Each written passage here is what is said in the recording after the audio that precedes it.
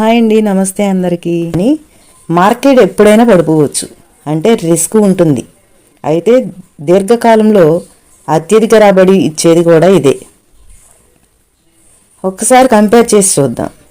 బంగారం తక్కువ రిస్క్, తక్కువ రిటర్న్స్. స్టాక్ మార్కెట్ ఎక్కువ రిస్క్, ఎక్కువ రిటర్న్స్. ఒక గమనిక, గత 10 సంవత్సరాల్లో బంగారం సగటున 6 నుంచి 7% రాబడి ఇచ్చింది. కానీ నిఫ్టీ 50 ఇండెక్స్లో పెట్టిన వారు సగటున 12% వరకు పొందారు. అందుకే రెండు ఆప్షన్లలోనూ ఓ బ్యాలెన్స్ అవసరం. ఇప్పుడు ఒక ప్రశ్న, నేను దేనిలో పెట్టాలి? వయసు తక్కువ వారైతే స్టాక్ మార్కెట్ ట్రై చేయొచ్చు, ఎక్కువ టైం ఉంటుంది కాబట్టి. రిటైర్డ్ పర్సన్స్, ఎక్కువ భద్రత కోరేవారు బంగారం, ఎఫ్డి లాంటి వాటికి మొగ్గు చూపాలి. మీ గోల్ అనేది షార్ట్ టర్మ్ అయితే బంగారం ఒక option. Long term wealth creation అయితే స్టాక్ మార్కెట్ బెస్ట్.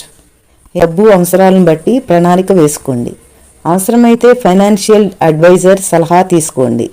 అలాగే ఇలాంటి మరిన్ని ఫైనాన్స్ టాపిక్స్ కోసం మా ఛానల్ని సబ్స్క్రైబ్ చేయండి.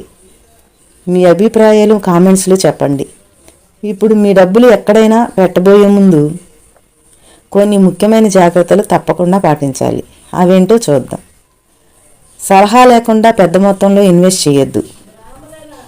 మార్కెట్ అనుభవం లేకపోతే ఎవరైనా ఫైనాన్షియల్ అడ్వైజర్ని సంప్రదించండి. ఎప్పుడూ లభించగల ఎమర్జెన్సీ ఫండ్ విడివిడిగా ఉంచుకోండి. అన్ని డబ్బులు గోల్డ్లో కానీ స్టాక్లో కానీ పెట్టేయకండి. రోజు చూసుకుంటూ సరైన టైమింగ్లో కొనడం వల్ల మంచి లాభం కలుగుతుంది. ఇలాంటి మరిన్ని బంగారము సంబంధించిన వీడియోల కోసం మన ఛానల్ని తప్పకుండా ఫాలో అవ్వండి, సబ్స్క్రైబ్ చేసుకోండి, లైక్ చేయండి, షేర్ చేయండి. Thank you so much.